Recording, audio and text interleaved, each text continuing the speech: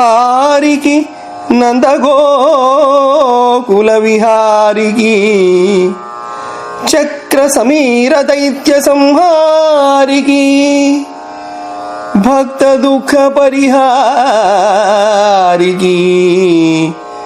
గోపనితంబిని మనోహారికి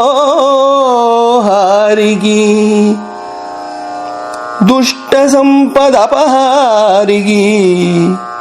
ఘోషకుటి పయోఘృతాహారికి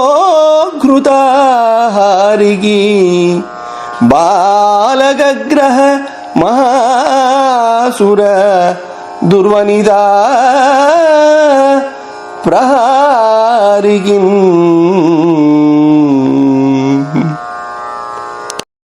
మనోహర హారాలు ధరించువాడికిన్ నందవంశం వారి గోకులంలో విహరించిన వాడికి,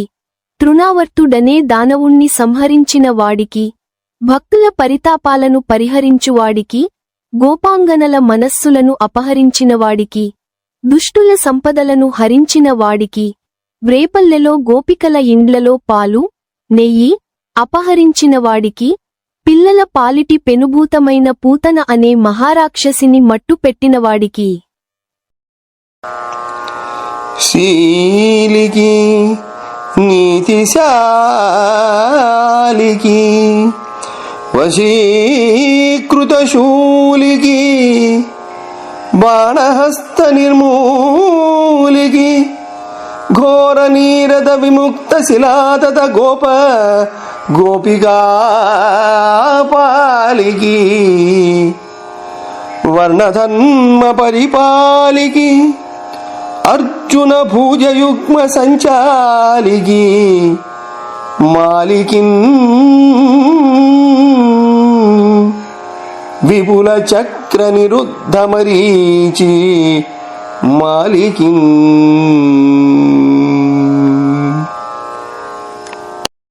శీలవంతుడికి నీతిమంతుడికి త్రిశూలధారి అయిన శివుణ్ణి వశం చేసుకున్నవాడికి, బాణాసురుని బాహువులు ఖండించిన వాడికి,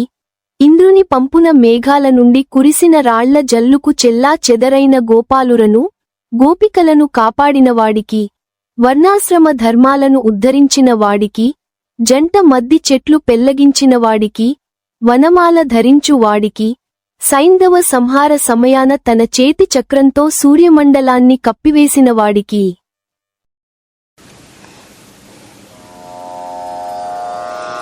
క్షంతకు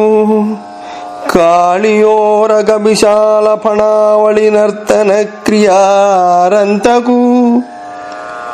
లసన్మగధరాజ చతుర్విధ ఘోరవాహిని హంతకు ఇంద్రనందన నియంతకు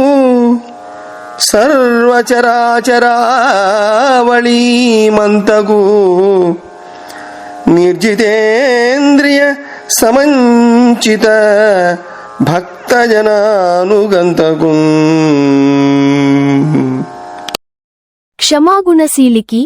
కాళీయుని విశాలమైన పడగలపై నాట్యమాడటం నేర్చినవాడికి,